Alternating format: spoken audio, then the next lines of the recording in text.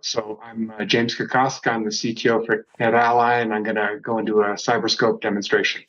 So, uh, you know, a lot of, compared to a lot of systems that sit around here and monitor and look at packets and things like that, first I'm going to talk about access testing, and this is either wired or Wi-Fi. So we're down here, at the edge, connecting to the network and validating different things. So let me bring up my CyberScope here. So this is CyberScope, and basically we break the functionality down into a lot of different areas. But in this particular case, I'm going to focus on AutoTest. So our AutoTest is you can basically you define a profile, and a profile you give it a nice friendly name. You can recall it.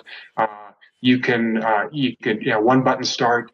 You can even group together multiple profiles into a group, so that if you want to test 5 different SSIDs and validate them and do that with a single button, you can do that. But here I've got my first one. Ask a question here. Please. I was looking for this, and I noticed in your slides you didn't say that you were supporting the 6 gigahertz relatively newly available unlicensed band, but on your profile here it says this. So when you ship, you'll support 6 gigahertz in the U.S. Yes, yeah. In fact, we've been supporting 6 gigs for about a year now, and in fact, it's phenomenal to see. Here we are. One of the goofy things to me about the 6 gig band is that they didn't start the channels like up at 200. So so the numbers overlap. Massive confusion. We put an E on the end because it was Wi-Fi 6E. But in fact, you can see here I was connected on 37E. And I wasn't connected too long because I went on to do my next test. But I mean, the data rates are crazy, right? It's borderline wireline. And in fact, we have a connection log here where we'll show you, what we found about the AP, how we connected channel widths. 160 megahertz is also kind of new with 6E, right? And so you can watch the authentication. If this was enterprise level authentication, there'd be even more here to see. But yeah, absolutely. Can you show? I'm sorry, I'm a little out of my element, but can you show power levels on those frequencies as well, or is? Oh yeah, absolutely. Yeah. In fact, I will demo that. All right. I'm sorry. Keep going. Yeah, that's fine. Yeah, remind me, or if I don't remember. So here's a bunch of different profiles: wired, Wi-Fi. The wired could be copper, fiber, right? And we do everything, right? We solicit PoE and let you know if that's turned on the port, because that might be a vulnerability. We support along with 6 gig came the N-base T speeds, right? The tweener speeds of 2.5 and 5 gig. I'm connected on a 2.5 gig network here, and and we're even down to this, signal noise levels and things like that on the connections. What switch port am I connected to? What VLAN is it running natively? Really everything about the connection, and then you kind of get, and really what I want to focus on for cyber is and we've had our traditional validations of hey, make sure you can ping or pull the Google page, but this is a little bit where in cyber, a lot of times if I'm connected to this particular network on this VLAN, and I can direct it, I can either take the native VLAN, go untagged, or I can put myself on any VLAN as a part of this AutoTest profile. But when I was trying to get to this particular URL, right, I was getting a 403, and traditionally for the NetOps side, you'd be like, "Ooh, that's bad." But in this case, it's good, right? I don't want you to be able to get there. And so one of the things you can do is sort of flip, pass, and fail here. So I'll come in here and say, hey, instead of a 200 OK being what I'm expecting, I'm actually expecting a 403. And I'll come in here and I will test again, and I should have shown you that was red, but now it's green, because I said, hey, I got a 403, but that's considered a success, right? So the ability to kind of flip connectivity testing the other way around, right, is one thing. Another thing, I connected to this SSID or this network, and maybe I want to look at what broadcast services are available. So, and this is where we're starting to use NMAP, and we've automated it here, right? Once you've defined this test, it's there forever, and anybody can use it, automatically. And so I've done a broadcast discovery thing, but we've graded it, right? And so, in fact, I can come here and say, hey, I don't want any broadcast, I don't want any casting, right? So there was AirPlay, and there was Google Cast running, right? You can see that they're red. In fact, I can toggle this way to get them on screen. So what happened here, right? What did we do? The NMAP test we ran. Let's go into the definition of that. So I've defined an NMAP test. In fact, let me do this. Let me come back out here. Here's a bunch of NMAP tests, right? And just over time, I've sort of built up my little library. In this case, no casting is, hey, use these two options and then run this script. And then even within the script, usually in NMAP, you have to do minus script args and make sure you get it typing in the right place and everything. That's automated. Come in here and you can basically say, hey, take that output, and with regular expressions, I don't want to see this string ever happen, and if you do, make that an error. And so that's how I've automated that and made it and made that a part of a standard test now that's canned. Now it turns out that all those results are also, let me get over here, let me come to my AutoTest results. Of course, all that is over here saved also in, that's not the test I wanted. Let's go back down to, let's see, here. There we go. This guy. Yeah. So all that also got pushed up to link live. So, and all the way down to, hey, there's my cast thing, and here's my command that's run, and there is this is actually an older one, but you'll even see the thing colored in here. So all right, so that gives you some sense of that. Let me. I have a quick question for you, James, on 802.1x. It's Bruno Wallman here. Will it participate in EAP to see how far down the NAC line it can get on a wired port, or can you change the MAC address on this to try and capture a MAC address somewhere else and see if you can, break in through MAB and things like that with this being a cybersecurity tool? Yeah, great question. Yeah, so you can override the MAC to do MAC spoofing if you're trying to validate ACLs or things like that. You can also enable 802.1x. Pick your types to ensure those types of authentications are right. What happens down here if we need to get a certificate on or whatever, you can do that. You can do a user-defined MAC. Here's come in and make it anything you want to spoof anything.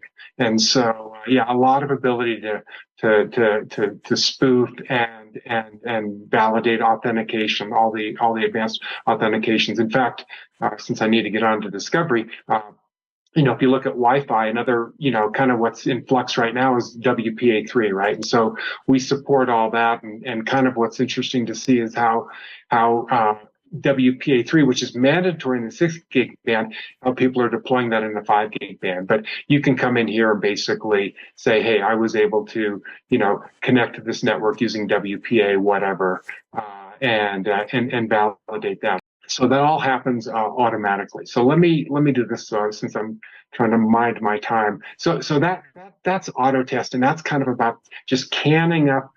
It's almost like having a scripting tool. You can hand it to anybody. Hey, go out here, plug in, and validate this network. And particularly when you have a template that goes to different sites, right? To be able to say, hey, get on the production network, get on the guest network, get on this, get on that, and make sure that the provisioning is actually correct in all the sites from an access perspective. So So the another major part of the product is discovery, and and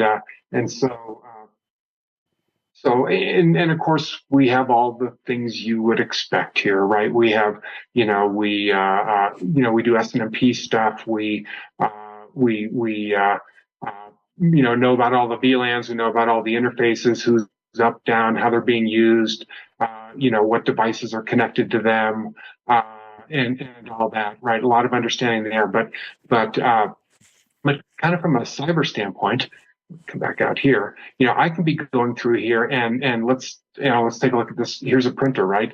So we not only have the stuff we already knew how to do, right? Getting the names out of it, understanding it, mining for SNMP, understanding how it's connected to the network, but we also then can add this, color commentary with NMAP, and so I can understand what ports are open or closed, etc. I can as I do this, with the port stuff, I can define things that I don't want to see. Let's say I want to know anything that's running VNC on my network. That's a huge open hole because anybody can remote into it. And so here we've automatically said, hey, flag anything that's VNC. And so there it's yellow. And here's what's kind of cool is we've done that. Well, you can actually come in and then drill deeper. There's a whole arsenal of tools here, right? But I can then say NMAP. Let me do VNC. Everything we do, to help you with the 600 scripts or all the tests you have or any of that stuff, we do autocomplete. So I'll type VNC, and I could just run. I happen to have my VNC info test here. I'll go ahead and run that, and I've added another chip here, a piece of information, which is, oh, wow, not only is this thing running VNC, but it's running, it doesn't even require any authentication, right? So this ability to kind of drill and all that stuff. Another nice thing about Discovery is we have a free string search that goes across even synthesized things. So let's say I wanted Apple, and I wanted to find all my Apple devices. We'd show you a list of them here. Let's drill on this. So here's an Apple device, ports and services, not much open. Okay, fine. Let's run OS detection, right? And I did that. I can do that off an NMAP fab here, or I can do it automatically. But if I do OS detection, it actually, again, leveraging NMAP, it'll go in and say, wow, this is really old iOS running. And so you might decide, hey, everything in my organization needs to be greater than, iOS 12. What's interesting about this is that, so we know this guy, he's on Wi-Fi. This is sort of our layer 3 discovery of it. If I want to understand him from a Wi-Fi perspective and where he might be at, I can simply click on this, pivot over, and that didn't quite work. Hang on. Let's try that again. There we go. And now I'm seeing him from a Wi-Fi perspective where I can watch his RF and traffic stats and how he's connected. If I wanted to locate him in the traditional way, I could even do a locate on him, and I see that he's, basically, I'm turn on sound here, right? And then I'll just, since I can't actually move, right, but I can kind of cup over and see him running along. In fact, you can see he's not transmitting much, right? And if I wanted to find him, it might be a little bit hard because it's hard to, locate something that isn't always transmitting. One of the cool things about us understanding something not only from the Wi-Fi perspective, but the wired perspective is I can pivot back over to the layer 3 view, come over here and say, hey, let's do a ping TCP on him. I'm going to coax him out onto the air. And so now let's come back over here, and there's my layer, kind of my layer 3 view. And now if I came back over here and I wanted to locate him, since I'm now pinging him once per second, he's now consistently there, right? And it'd be easier for me to to go out, I just kind of cut my hands over it there to get a little variation. So to go out and find them. However, also on the layer 3 side, so I could do the old school locate, right? But I can also come in and do a path analysis to him. And I think we're fairly unique in having a combination of wired and Wi-Fi path analysis. And so I can see that from my CyberScopes going out on this port into this switch, in and out these ports, these speeds, then going to this AP, channel 48, and there he actually is. So I can understand where he's connected to the network and all that. Now, another way here, and I'm kind of pushing for time here, so I'll race ahead a bit. The another way to kind of look at this is I talked about doing a site survey. So here was a quick walkthrough on a hospital, right? Took about 10 minutes, so here's the survey, traditional survey. However, we've augmented it with other things, and so something you might be worried about is people propping up hotspots. I mean, what a great way to exfiltrate data from a site, right? So if I saw anything nefarious here, and I'll just click on this guy, you can apply and immediately see that he's over here. Of course, I can also do an AP location and see that, or I could even neck down the RF footprint to kind of get a sense of where he is. So I can see that hey, I've got this guy here. He's this ellipsis jackpot, BSSID, signal levels, all that, et cetera. So one thing we've added for CyberScope is it's not just enough to see the APs, but you want to know where the clients are. So I could come in here and say, hey, I'm looking at my clients, but I want to see the clients that are connected to that jetpack. Apply that, and come in here and see that, there's a HunHigh. So there's some device, for those of you on the NetApp side, it's even worse than having a hotspot on site with an unknown MAC device, doing whatever it's doing, but it's also on channel 9, right? Should be on 16 or 11. So it's causing a lot of adjacent channel interference. So adding to the survey at the same time you're doing this survey, although I don't have it on this particular one, is we have Bluetooth survey. So you can understand all your Bluetooth devices. So in fact, here I was at the baggage claim at DIA, lots of Bose headsets hanging around waiting for the bags. Dexcom is a diabetes blood sugar monitor, and then lots of Apple AirTags. So we have Wi-Fi survey, we have Bluetooth survey. At the same time we're doing the survey, we can also do discovery of the network and show you topology mapping. And so interrupt for a second. Sorry, yeah, please. Karen. So I've been wondering when you were going to get to this. So what are some of the privacy implications of finding out that someone's using an insulin monitor or an insulin injector or has a pacemaker, or how does that come into your considerations of developing these tools? Yeah. Well, in this case, we're just showing things that are beaconing, right? And so we can't connect to it. And you would assume that was a pairing operation that happened on Bluetooth, right?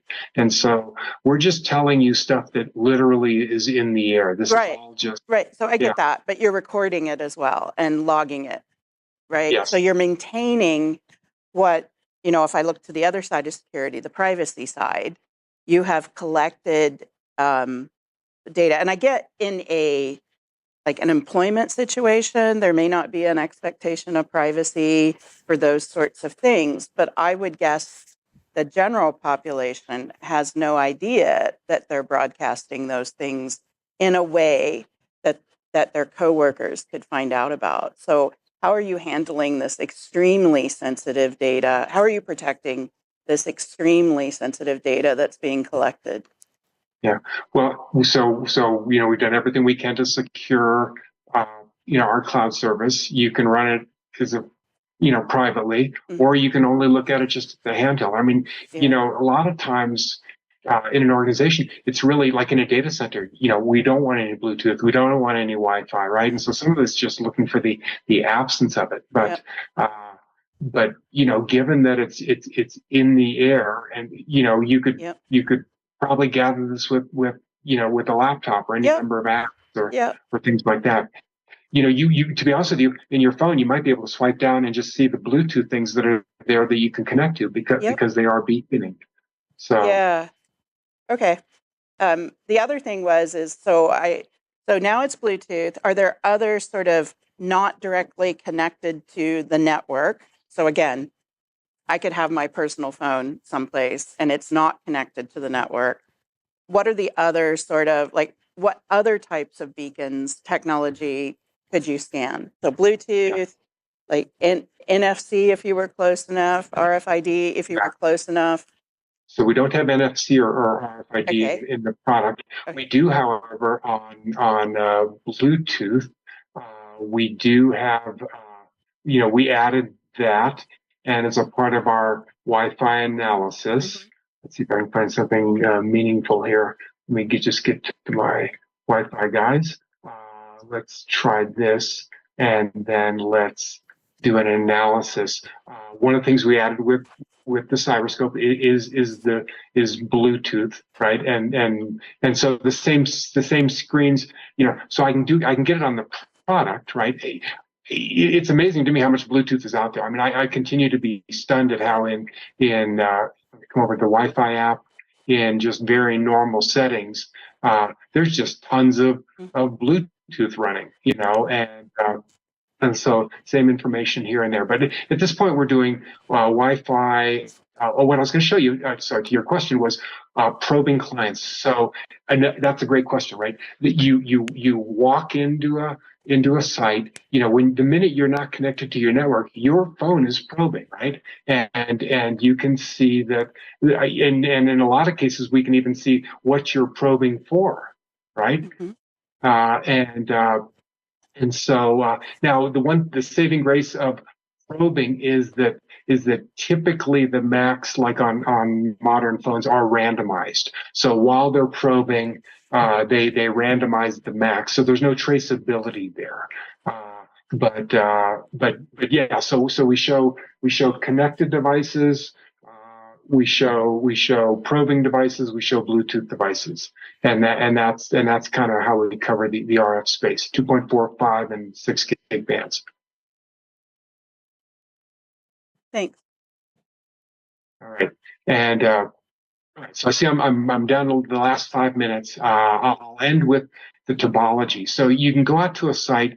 Another thing we're fairly unique about is let's see here if I could spot them here, is that we have our topology shows both wired and Wi-Fi, right? So back to the previous question, right? It's just kind of all out there, right? And you can come in here and augment the edges with anything. Easy Wi-Fi. This isn't even our network. This is like the realtors next door, right? And then of course you can click on anything and get full details of connected devices and addresses that are being used and channels and all that. And so and then of course on the wired side you can look at your information. What I was going to show you, I'll do one last thing here, was because I did do some augmentation, right, just to show you how easy it is. I was over in there were 50 other things I was going to show you, but an hour isn't going to get it done.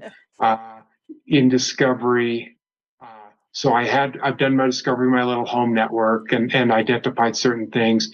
It basically, you just come in, say upload the link live, and you can even add a comment here. I'll add 9:56 just to remind myself how late I am, and then go ahead and push that to link live. And then if we were over here in link live, looking at analysis, there's not only all my Wi-Fi stuff, but all my wired stuff. While that continues, let me just show you the Wi-Fi analysis. Well, actually, it's done fine. So come in here. I can look at this in a table. I can look at this and then get back to any of the details. In fact, if I can find my Apple device, there's my Apple device. Go in here. And remember, I did the OS detection on that, right? And so there's the OS detection There's my NMAP. The thing that I didn't get a chance to show you was the API integration. We basically can query the API onto the unit, right? And then so any APIs anywhere in your enterprise that are monitoring anything, we basically pass in the IP address, the MAC address, the name of the device, the type of device, and all that kind of to jumpstart you, and then you can go over into your APIs and pull whatever additional information you want. That is available on the let's see. Let's get back to here. That's available on the unit to aid you in the field, right? And so, but also then, as you can see, it was available through the map, the topology map, or any of that. In fact, I could have looked at this as a topology. All right, so boom. And so yeah, there's my little home network and things that are going on, right? And then so that anyway. So I better wrap there. Got a couple minutes left. So anyway, hopefully that gives you a sense of CyberScope, how we're trying to sort of come up with this, kind of define this category of a field cybersecurity analyzer, why it makes sense when you have all these remote sites. And then, as you can see, and I'm just sort of skimming the surface, the amount of capability that we have to discover, to do connectivity testing, to identify provisioning issues. I could come in, we allow discovery difference, grab this snapshot today, grab it a week from now, we'll show you what's new or changed. And then how we integrated NMAP in and took this fairly difficult to use NMAP, let you give it a friendly name, can it, define what's good and bad about outputs, and then run that throughout the entire system, whether it's on an AutoTest or as a part of augmented discovery. So that's really what CyberScope is about.